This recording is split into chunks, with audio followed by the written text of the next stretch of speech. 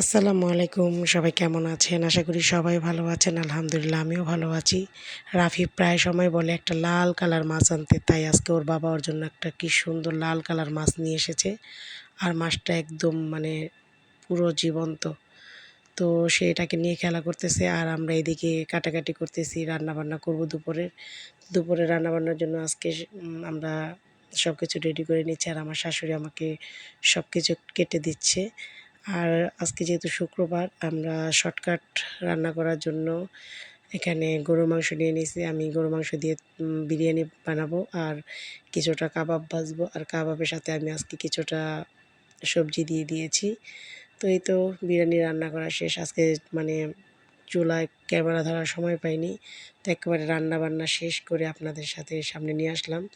আর বিরিয়ানিতে আমি একটু মটরশুঁটি দিয়েছিলাম। কারণ যেহেতু শীতের দিন এখন মটরশুঁটিটা খুবই ফ্রেশ।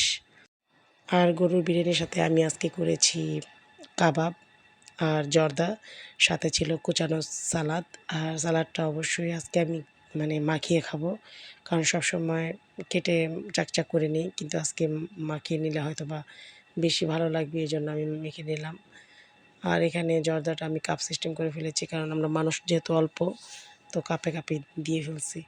তো সব কিছু একসাথে করে ফেলার পর আমরা সবাই একসাথে খেতে বসলাম। তো দাদি চলে আসছে, এখন আমরা সবাই একসাথে খাবো। আর পরিবারের সবাই একসাথে খেতে খুবই মজা লাগে। আর চাহাতের বাবা আজকে বাসায় নেই, সে দাওয়াতে গেছে। অতএব আমি, চাহাত আর আমার দাদি একসাথে খেলাম।